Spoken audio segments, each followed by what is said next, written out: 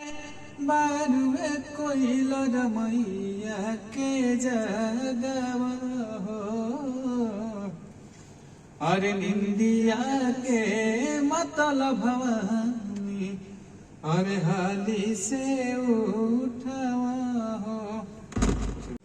जय माता दी, प्रणाम नमस्कार। हम पवन पंडर सबके गोड़ लगता नहीं। और आज बहुत प्यारा दिन बाद चूंकि माता रानी का से गाना बजाना शुरू हुआ। बहुत सारा गाना हो भी गइल बा, बहुत सारा गाना होता, बहुत सारा गाना का डमी भी होता, बहुत सारा शूटिंग भी हो गई। और फिर से वही हमने के दीपक दिलकश के स्टूडियो में बनी सन। तो गाना गाओ बढ़िया देवी जी के। कौन गाना गाओ पुराना?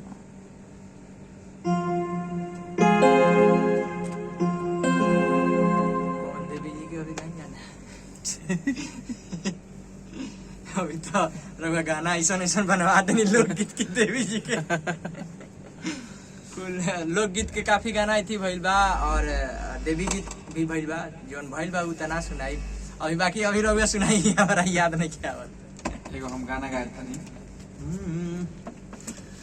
कि निमके कि बड़ा भाग अंगना में आईली भवानी मैया, बड़ा भाग अंगना में आईली। हर माटी के कलसवा पादियारी, चुनरी उड़ावा पहिरी धोती पियरी। सेवा के सेवा पालो भैली,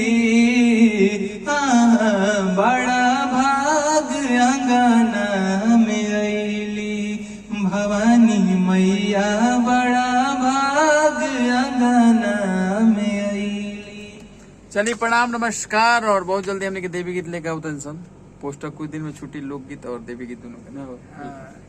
बहुत प्यारा प्यारा गाना बोला, ढेर सारा गाना बोलबा। और लगभग हुआ तो लगातार हमने ये गाना सुनते बनी मार्च से ना। बीच में वो टुन जाता गाना है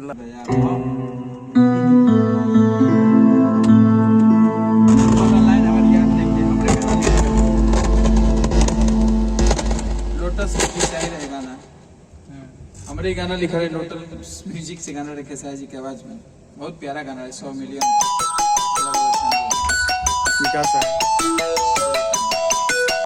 अलग अलग चैनल पर 100 मिलियन बा। बहुत प्यारा गाना बा कि कवना बने बारुए कोइलर मैया के जगवा हो,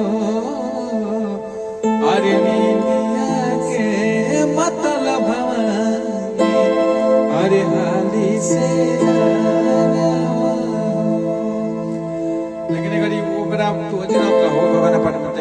आदि सती करने से बहुत प्यारा गाना। कि निमिया झुलवा लगाए दियो रे, सात बहन के झुला दियो रे। बहुत प्यारा गाना रहा है। कम से कम 350-400 मिलियन देवी गीत में और इतिहास का। तो सही प्यार द्वारा आशीर्वाद बनाइए। फिर देवी गीत में बहुत सारा गाना लेकर होता नहीं, बहुत बड़ा बड़ा लोग के साथ है, बहुत छोटा छोटा लोग के साथ।